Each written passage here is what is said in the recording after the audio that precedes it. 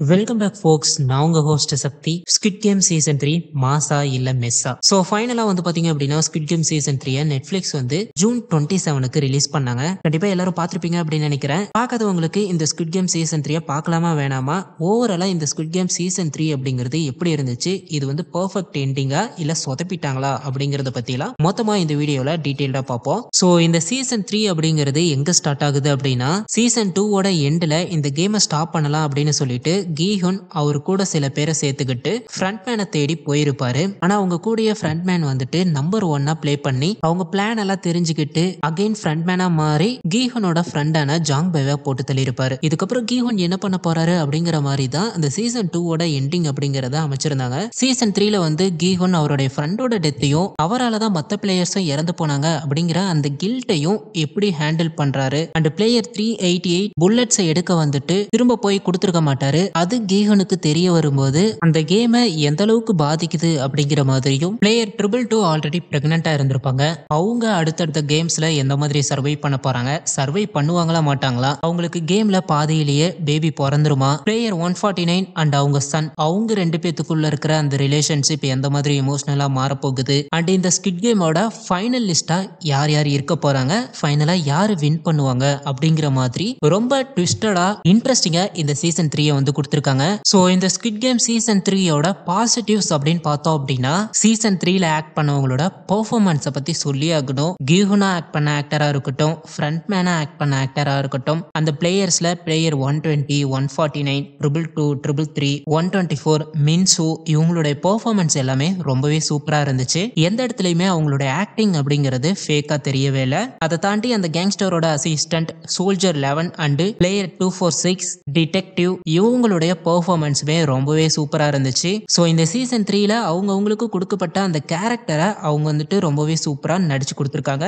கியோன் கேரக்டரை பத்தி சொல்லணும் அப்படின்னா ஃபர்ஸ்ட் 2 எபிசோடுல அவருக்கான டைலாக்ஸ் அப்படிங்கிறது ரொம்பவே கம்மியா தான் இருக்கும். மனுஷன் ரொம்பவே அமைதியா தான் இருப்பாரு. நான் கூட நினைச்சேன் இந்த ஆன்லைன்ல தியரிஸ் எல்லாம் சுத்திட்டு இருந்துச்சு, இந்த மாதிரி கீஹோன் வந்துட்டு அடுத்த ஃப்ரண்ட்மேனா மாறிடுவாரு அப்படிங்கிற மாதிரி. அதனால எங்க கீஹோன் வந்துட்டு ஹியூமன் மேல ஃபெய்த் இல்ல அப்படிங்கறதுனால ஃப்ரண்ட்மேனா மாறிடுவாரோ அப்படின்னு தான் நினைச்சேன். பட் இல்ல, அவருடைய கேரக்டரை வந்துட்டு ரொம்பவே சூப்பரா எழுதியிருக்காங்க. ஐ மீன் நான் எண்டிங்கை பத்தி சொல்லல, எண்டிங்குக்கு முன்னாடி வரைக்கும் கீஹோனுடைய கேரக்டர் அப்படிங்கிறது அவர் வந்துட்டு ஹியூமன் மேல நம்பிக்கை வச்சிருப்பாரு. அதே ஃப்ரண்ட்மேனோட சைடுல இருந்து பாத்தீங்க அப்படின்னா இந்த ஹியூமன்ஸ் எல்லாம் நம்பவே கூடாது அப்படிங்கிற மாதிரியான ஒரு பெர்ஸ்பெக்டிவ் தான் அவருக்கு இருக்கும். சோ அந்த ஹியூமன்ஸ் மேல இருக்கிற அந்த ஃபெய்த்தை வந்துட்டு கீஹோன் கடைசி வரைக்கும் வச்சிருந்தாரு. அது இந்த சீரீஸ்ல ரொம்பவே நல்லா இருந்துச்சு. ஈவன் அவருக்கு வந்துட்டு சில பிளேயர்ஸை போட்டு தள்ளிட்டு இவர் வின் பண்றதுக்கான வாய்ப்பு கூட கிடைச்சிருக்கும். ஆனா அதையுமே அவர் வந்துட்டு ஏத்துக்கிட்டு இருந்திருக்க மாட்டாரு. ஃப்ரண்ட்மேன் வெர்சஸ் கீஹோன் அந்த ஃபேஸாவை பத்தியுமே சொல்லி ஆகணும். அது என்னதான் ஒரு பெரிய சீக்வன்ஸ் இல்ல அப்படின்னாலும்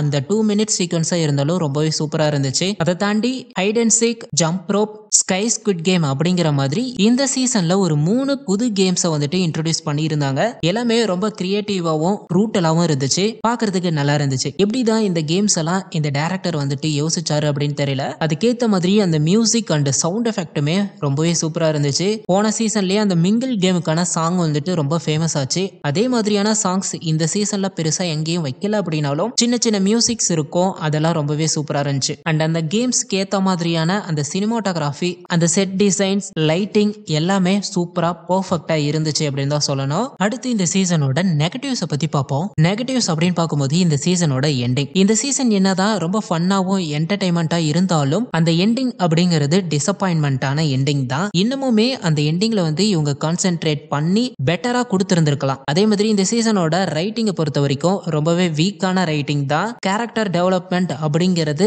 எந்த கேரக்டருக்கு கொடுக்கணுமோ அந்த கேரக்டர்ஸ்க்கு கொடுக்கல. அப்படி அந்த கேரக்டர் ஆர்க் இருக்கிற அந்த கேரக்டரை வந்துட்டு வேஸ்ட் ஆக்கிட்டாங்க.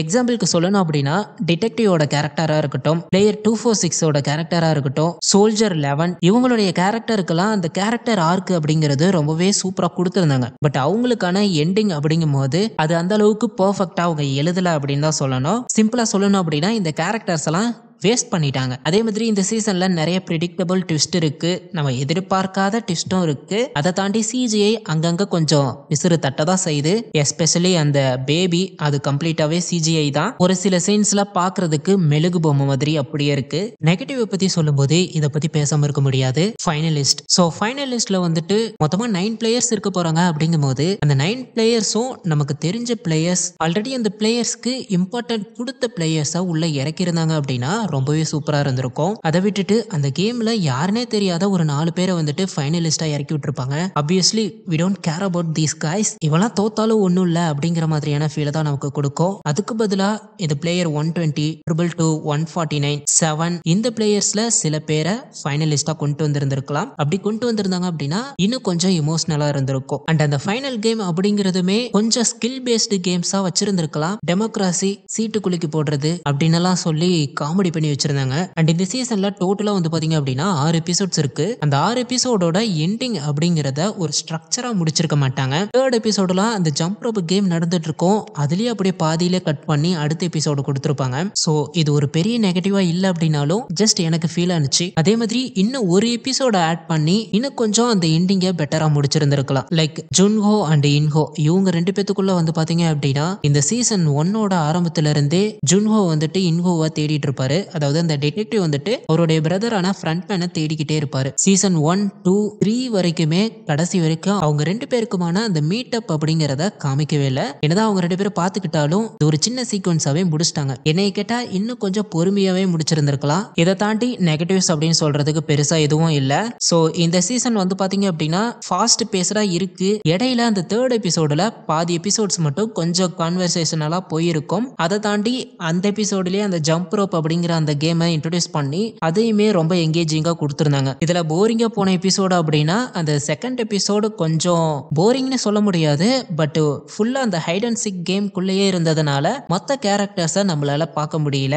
ஸோ ஃபைனலா வந்துட்டு இந்த சீசன் ஒர்த் வாட்சிங் அப்படின்னு கேட்டீங்கன்னா ஒர்த் வாட்ச் தான். பெஞ்ச் வாட்ச் பண்றதுக்கும் ஒர்த்தான ஒரு சீசன் தான். பட் இந்த சீசனோட எண்டிங் அப்படிங்கிறது சாட்டிஸ்ஃபை ஆனிச்சா அப்படின்னு கேட்டீங்க அப்படின்னா கண்டிப்பா இல்ல. இன்னுமே வந்துட்டு பெட்டரா கொடுத்திருந்திருக்கலாம். இதுல போஸ்ட் கிரெடிட் சீன்லாம் வச்சிருக்காங்க. அதெல்லாம் வச்சு பார்க்கும்போது இந்த சீரீஸ்க்கு இந்த எண்டிங் அப்படிங்கிறது டோட்டல் டிசப்பாயின்மெண்ட் தான் என்னைய பொறுத்தவரை. ஸோ உங்களுக்கு எப்படி இருந்துச்சு அப்படிங்கிறத கமெண்ட் பாக்ஸ்ல கமெண்ட் பண்ணுங்க. ஸோ ஓவராலா இந்த சீசன் எப்படி இருந்துச்சு அப்படின்னு கேட்டீங்க அப்படின்னா ரொம்பவே இமோஷனலா இருந்துச்சு. நம்ம எதிர்பார்க்காத ட்விஸ்ட்லாம் வச்சிருந்தாங்க. இந்த சீசன் முடிச்சதுக்கு அப்புறம் என்ன இப்படி முடிச்சிட்டீங்க அப்படிங்கிற மாதிரி நீங்க யோசிப்பீங்க. அதே மாதிரி அடுத்து வந்துட்டு அமெரிக்கன் ஸ்குவிட் கேமும் ஸ்டார்ட் ஆக போகுது. அதுக்கான லீடையுமே போஸ்ட் கிரெடிட் சீன்ல கொடுத்திருக்காங்க. அதுவும் எந்த மாதிரி அமைய போகுது அப்படிங்கறத நம்ம வெயிட் பண்ணி பார்ப்போம். அண்ட் வீடியோவை முடிக்கிறதுக்கு முன்னாடி I owe you guys and apology. எதுக்காக அப்படின்னா நம்ம theory video, trailer break down அப்படிங்கிற மாதிரி நிறைய வீடியோஸ் போட்டிருந்தோம். அதுல நம்ம சொன்ன ஒரு சில விஷயங்கள் தான் அப்படியே சீரீஸ்ல வந்திருக்கு. நிறைய தியரிஸ் வந்துட்டு சீரீஸ்ல வரல. பட் எனிவே அதெல்லாம் ஃபேன் தியரிஸ் தான்.